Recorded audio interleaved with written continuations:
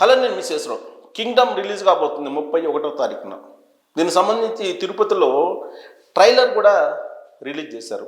అంతకుముందు teaser release చేశారు, కొన్ని సాంగ్స్ కూడా రిలీజ్ చేశారు. ఆ ట్రైలర్కి రెస్పాన్స్ కొంచెం బాగానే సోషల్ మీడియాలో కనిపిస్తూ ఉంది.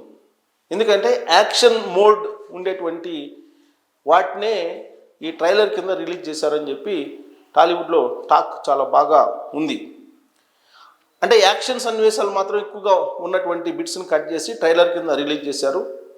సో సాంగ్స్కి అయితే ఇప్పటివరకు మంచి ఫాలోయింగ్ దొరికింది సోషల్ మీడియాలో. బట్ కింగ్డమ్ ఎలా ఉంటుంది అనే దాని మీద మాత్రం పెద్ద ఎత్తున చర్చ జరుగుతుంది. దీని మీద విజయ్ దేవరకొండ భవిష్యత్తు ఆధారపడి ఉంది. ఈ కింగ్డమ్ సినిమా హిట్టా ఫట్టా అనేది అతని యొక్క భవిష్యత్తు మీద ఆధారపడి ఉంది.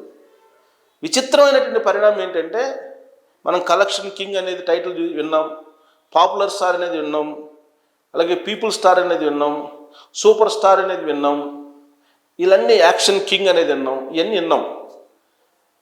రౌడీ స్టార్ అనేది ఎప్పుడన్నా విన్నాం మనం.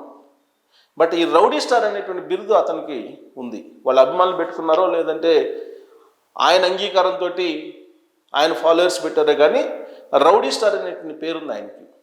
సరే, ఆయన గీత గోవిందం అనేటువంటి సినిమా ఒకటి హిట్ అయింది. అంతకుముందు అర్జున్ రెడ్డి స్టార్టింగ్ అది ఒకటి హిట్ అయింది. ఈ మధ్యకాలంలో పాన్ ఇండియా హీరోగా ఎదగాలనేటువంటి ఒక బలమైనటువంటి కోరిక విజయ్ దేవరకొండలో పడింది. అంతవరకు బాగానే ఉంది. కాకపోతే దానికి ఒక సామాజిక కోణం దిశగా తీసుకెళ్లారు దాన్ని, ఆ కోరికని. మరి ఆయన తీసుకెళ్లారా, లేదంటే ఆయన ఫాలోవర్స్ తీసుకెళ్లారా, లేదంటే ఆయన అనుయాయులు తీసుకెళ్లారా అనేది టాలీవుడ్లో ఉండేటువంటి వాళ్ళకి తెలుసు. యాక్చువల్గా లైగర్ అనేటువంటి సినిమా దాన్ని కనుక మనం గుర్తు చేసుకుంటే, ఆ లైగర్ సినిమాతోటి ఇతను పాన్ ఇండియా హీరో అయిపోవాలి, ఇప్పుడు ఉండేటువంటి హీరోలు అందరికంటే కూడా పాపులర్ అయిపోవాలి, టాప్ హీరోల్లో చేరిపోవాలి, టాప్ 3లో చేరిపోవాలి అనేటువంటి ఒక యాంబిషన్ తోటి బాంబేలో ఆఫీస్ పెట్టారు లైగర్ సినిమాకి. దానికి జగన్నాథ్ పురి డైరెక్టరు, చార్మి వీళ్ళందరూ కలిసి ఏదో ఒక బిజినెస్ లాగా చేశారు. దాంట్లో బీఆర్ఎస్ పార్టీకి సంబంధించి కల్లగొండ ఫ్యామిలీ డబ్బులు ఉన్నాయి అనేటువంటి ప్రచారం పెద్ద ఎత్తున జరిగింది ఆ లైగర్ సినిమా సందర్భంగా. ఈడీకి కంప్లైంట్ చేశారు కొంతమంది. చేస్తే ఈడీ రైడ్ కూడా చేసింది. పిలిచి విజయ్ దేవరకొండని, అలాగే పూరి జగన్నాథ్ని, చార్మిని వీళ్ళందరూ కూడా విచారించడం జరిగింది. బాంబేలో ఆఫీస్ పెట్టారు. బాంబే ఆఫీస్లో కూడా ఈడీ అప్పుడు సెర్చ్ చేసింది. ఆ తర్వాత బాంబే ఆఫీస్ని తీసేశారు. లైగర్ సినిమాకి పెద్ద ఎత్తున ప్రచారం చేశారు. మరి దానికి ఫండ్స్ ఎక్కడి నుంచి వచ్చాయి? విదేశాల నుంచి డబ్బులు తీసుకొచ్చారు, హవాలా బిజినెస్లో మనీ లాండరింగ్ చేశారు అనేది ఈడీ దగ్గర ఉన్నటువంటి కంప్లైంట్. ఆ విధంగా ఆ సినిమా డిజాస్టర్ అయింది లైగర్ సినిమా. లేదంటే అప్పట్లోనే పాన్ ఇండియా హీరోయిన్గా విజయ్ దేవరకొండ నిలపాలనేటువంటి ఒక అభిప్రాయం, లేదంటే ఒక లక్ష్యాన్ని కల్లగొండ ఫ్యామిలీతో కూడినటువంటి కొంతమంది ఆ సామాజిక వర్గం వాళ్ళు పెట్టుకున్నారనేది కూడా అప్పుడు వినిపించింది. ఇప్పుడు మళ్ళీ కింగ్డమ్లో అది వినిపిస్తుంది. కింగ్డమ్లో ఆయనే చెప్తున్నాడు, నేను టాప్ హీరోగా మారాలి, టాప్ 3లో నిలవాలి అని అంటే ఏడుకొండల వాడి దయ కావాలి. ఏడుకొండల వాడు దయదలిచి మీరు ఆదరిస్తే నేను టాప్లోకి వెళ్ళిపోతాను అని చెప్తున్నారు. అంటే సినిమా మీద బాగుంది, ఖచ్చితంగా సినిమా ఆడుతుంది, తన యాక్షన్ సీన్స్ బాగున్నాయి, ఆ సినిమాలో వాల్యూ ఉండేటువంటి ఎడిషన్స్ ఉన్నాయి, ఆ క్వాలిటీస్ ఉన్నాయి, సామాజిక అంశాలు ఉన్నాయి, ఇవి చెప్పలా. అతను ఏం చెప్తున్నాడు, ఏడుకొండల వాడు దయదలిస్తే, అంటే తిరుపతిలో పెట్టాడు కాబట్టి, ఏడుకొండల వాడు దయదలిస్తే మీ అందరూ నాకు కన్నా నా సినిమా చూస్తే నేను టాప్లోకి వెళ్ళిపోతాను, అందుకు నన్ను టాప్లోకి తీసుకెళ్ళండి అని చెప్తున్నారు ఆయన. ఇదంతా బాగానే ఉంది. హరిహర వీరమల్ల సినిమా రిలీజ్ అయినప్పుడు ఈ హరిహర వీరమల్ల సినిమాకి రిలీజ్ కాకముందే వైఎస్ఆర్ కాంగ్రెస్ పార్టీ వాళ్ళు నెగిటివ్ క్యాంపెయిన్ చేశారు. ఎందుకు? పొలిటికల్ కోణంలో నుంచి తీసుకెళ్లారు ఆ సినిమాని. డిప్యూటీ సీఎంగా ఉన్నారు, కూటమిలో జనసేన ఉంది. వైఎస్ఆర్ కాంగ్రెస్ పార్టీ వాళ్ళు ఆయన సినిమాలో ఉండేటువంటి గ్రాఫిక్స్ వాల్యూస్, ఆయన యాక్షన్ సన్నివేశాలు, ఆయన ఆ సినిమాలో ఎంత టైం నటించారు, ఇవన్నీ కూడా క్యాలిక్యులేటెడ్గా చూపించింది బ్లూ మీడియా. దాంతో ఆ గ్రాఫిక్స్ వాల్యూస్ ఏంటి అనేది తెలిసిపోయింది. ఇమీడియట్గా అలర్ట్ అయినటువంటి పవన్ కళ్యాణ్ గారు కొన్ని గ్రాఫిక్స్ని ఎడిట్ కూడా చేయించారనేది టాలీవుడ్లో ఉన్నటువంటి ఒక న్యూస్. ఏ సినిమా ఏ హీరోది రిలీజ్ అయినప్పటికీ ఏదో ఒక పార్టీ టచ్ అవుతుంది.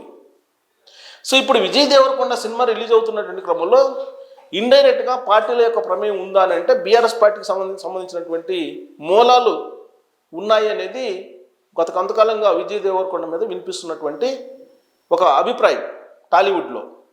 కాకపోతే దానికి చెక్ పెట్టేందుకు, దాన్ని బ్యాలెన్స్ చేసేందుకు రీసెంట్గా రేవంత్ రెడ్డి గారితో కొంచెం అక్కడక్కడ బాగా కనిపించారు, హైలైట్ అయ్యారు.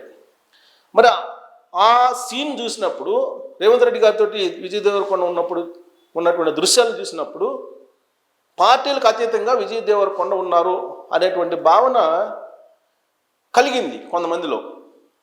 కానీ కవిత గారితో, కల్లగొండ ఫ్యామిలీతోటి ఈయనకు ఉన్నటువంటి ఆర్థికపరమైనటువంటి సంబంధాలు కానీ లేదా సినిమాకు సంబంధించినటువంటి సంబంధాలు కానీ ఇవన్నీ కూడా సామాజిక కోణంలో నుంచే చూస్తున్నారు. పైగా తెలంగాణ నేటివిటీ ఉన్నటువంటి వాళ్ళే ఇక్కడ సినిమా ఇండస్ట్రీలో ఆధిపత్యం ఉండాలని చాలా కాలంగా బీఆర్ఎస్ పార్టీ చెప్తూ వచ్చింది. ఇప్పుడు నీటి వాటాలంటూ మళ్ళీ ప్రాంతీయవాదాన్ని బాగా రెచ్చగొడుతుంది బీఆర్ఎస్ పార్టీ. దాని ప్రభావం కింగ్డమ్ మీద పడే అవకాశం ఉంది అనేది ఒక వర్షన్ టాలీవుడ్లో వినిపిస్తుంది. ఇంకొక వర్షన్ ఏంటి అని అంటే సామాజిక కోణం. ఈ సామాజిక కోణం కూడా ఒకటి పడేటువంటి అవకాశం ఉంది. రాజకీయ పరంగా YSR Congress party, BRS party రెండు ఒకటేను. కాబట్టి ఈ రెండు పార్టీలకి వ్యతిరేకించేటువంటి వాళ్ళు దీన్ని వ్యతిరేకిస్తారనేది ఇంకోటి వినిపిస్తుంది. కాకపోతే అటు తెలంగాణ ప్రభుత్వం కానీ ఇటు ఆంధ్రప్రదేశ్ ప్రభుత్వం కానీ కింగ్డమ్ సినిమా విషయంలో ఎక్కడా కూడా పొలిటికలైజ్ చేసే ప్రయత్నం చేయట్లేదు. కొంతమంది టాలీవుడ్లో ఇలాంటివి ఈ కింగ్డమ్ సినిమా మీద అభిప్రాయాలు వ్యక్తం చేస్తూ ఉన్నారు. సో ఇదంతా ఒక ఎత్తు అయితే, ఈయన సినిమా చేసుకున్నారు, బిజినెస్ అది, సినిమాకి సంబంధించి రెమ్యునరేషన్ తీసుకుంటారు, సినిమా హిట్ అయితే ఆయన బెనిఫిట్ పొందుతాడు. కానీ నా కుటుంబ సమయాన్ని నేను కోల్పోయాను, నా గర్ల్ ఫ్రెండ్ నేను మిస్ అయ్యాను ఈ సినిమా నిర్మిస్తున్నటువంటి సమయంలో, అంతగా నేను కష్టపడ్డాను అని చెప్పి ఆయన చెప్పడం అనేది ఒక పెద్ద చర్చ జరుగుతుంది ఇప్పుడు టాలీవుడ్లో. గర్ల్ ఫ్రెండ్ని మిస్ అయ్యానని చెప్తున్నారు, ఏది ఈ సినిమా కారణంగా. కుటుంబానికి నేను సమయం కేటాయించలేకపోయానని చెప్తున్నారు. మరి వచ్చేటువంటి రెమ్యునరేషను లేదంటే రేపు సినిమా ఒకవేళ హిట్ అయితే వచ్చేటువంటి పేరు ప్రతిష్టలు ఎవరికి పోతాయి? విజయ్ దేవరకొండకు వస్తాయా, లేదంటే వాళ్ళ గర్ల్ ఫ్రెండ్కి పోతాయా, లేకపోతే వాళ్ళ ఫ్యామిలీకి పోతాయా? నేను మిస్ అయ్యానని చెప్తున్నారు. అంటే కష్టపడి చెప్పాను అని చెప్పే దాంట్లో భాగంగా నేను వాళ్ళని మిస్ అయ్యాను, వీళ్ళని మిస్ అయ్యాను అని చెప్పి చెప్తున్నారు. సరిగ్గా ఈ పాయింట్ నేను ఎందుకు చెప్తున్నానంటే, కేసీఆర్ గారు ఒకనొక సమయంలో మీరు నాకు ముఖ్యమంత్రిగా మళ్ళీ అవకాశం ఇవ్వకపోతే నేను ఫామ్ హౌస్లో హ్యాపీగా కూర్చుంటాను అన్నాడు. అలాగే ఆంధ్రప్రదేశ్ మాజీ ముఖ్యమంత్రి జగన్మోహన్ రెడ్డి గారు ముఖ్యమంత్రిగా ఉన్నప్పుడు నేను చేయగలిగిందంతా చేశాను, మళ్ళీ నాకు అవకాశం ఇవ్వకపోయినా పర్లేదు, నాకు హ్యాపీ, నేను చేయగలిగింది చేశాను, నాకు హ్యాపీగా ఉంది, ఇంకా నేను అనుకున్న గోల్ రీచ్ అయ్యానని చెప్పి ఒకనొక సందర్భంలో చెప్పాడు ఆయన సిద్ధం సభల్లో. పైన దేవుడు తదాస్తు అన్నారేమో, అదే జరిగింది. ఇప్పుడు ఈయన నేను ఫ్యామిలీ లైఫ్ మిస్ అయ్యాను, గర్ల్ ఫ్రెండ్ మిస్ అయ్యాను ఈ సినిమా కారణంగా అనేటువంటి యాంగిల్లో మాట్లాడుతున్నారు. ఇది ఇప్పుడు టాలీవుడ్లో జరుగుతున్నట్టు మరొక చర్చ కూడా. మరి ఈ కింగ్డమ్ మీద మీకున్నటువంటి అభిప్రాయం ఏంటనేది ట్రోల్ చేయొచ్చు. Thank you.